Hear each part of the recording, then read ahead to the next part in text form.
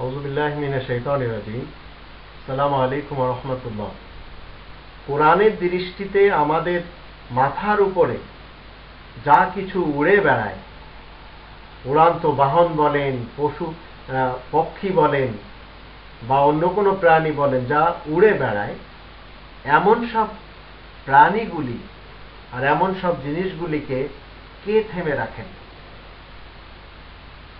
অনেকের ধারণা হলো, বিশেষ করে যারা নাস্তিক বৈজ্ঞানিক, তাদের বিশ্বাস যে এই বিমান, এই রথ উড়ে বেড়ায় ইন্ধনের সাহায্যে, পেট্রোলের সাহায্যে।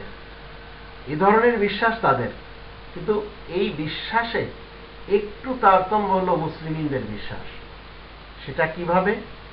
কোরআনের আমরা যদি ৬৭ নম্বর সূরা আল মুলকের ১৯ নম্বর আয়াতে দেখি, এখানে আল্লাহ বলছেন, আওয়ালাম ইয়ারাউ ইলা তয়রি ফাওকাহুম সাফাতি ওয়া ইয়াকবিদ মা ইউমসিকুহুন্না ইল্লা রহমান ইন্নাহু বিকুল্লি শাইইন বাসীর। মানুষেরা কি নিজেদের মাথার উপরে উড়ন্ত পাখিগুলিকে দেখে না? সেগুলোর ডানা মেলে রয়েছে, আবার তা গুটিয়ে নেয়। রহমান ছাড়া কেই বা তাদেরকে সামাল দিয়ে রেখেছে?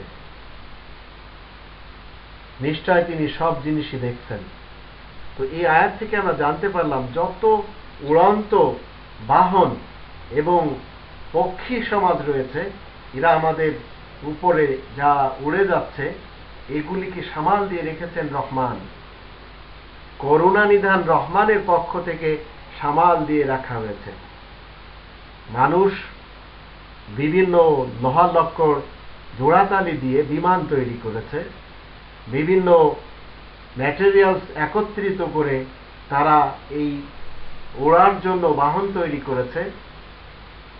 তো পেট্রোলের কাজ নিজ জায়গায় সে করে যাচ্ছে, পাখার কাজ নিজ জায়গায় করে যাচ্ছে। এগুলি রহমানের পক্ষ থেকে। মানুষের কাজ হলো শুধু জোড়াতালি দিয়ে একটি জিনিসকে আবিষ্কার করে সামনে আনা। এই কাজ, এই আবিষ্কারকৃত জিনিস প্রথম থেকেই এই গুণ রাখত। এইগুলি আল্লাহ তাআলার পক্ষ থেকে। তো বিজ্ঞানের দৃষ্টিতে আমরা কোরআনকে জানব না, কোরআনের দৃষ্টিতে আমরা বিজ্ঞানকে জানব। তো উড়ান্ত যত বাহন রয়েছে, যত প্রাণী রয়েছে যেগুলি উড়ে বেড়ায়, সেগুলিকে মূলত সামাল দিয়ে রাখেন রহমান।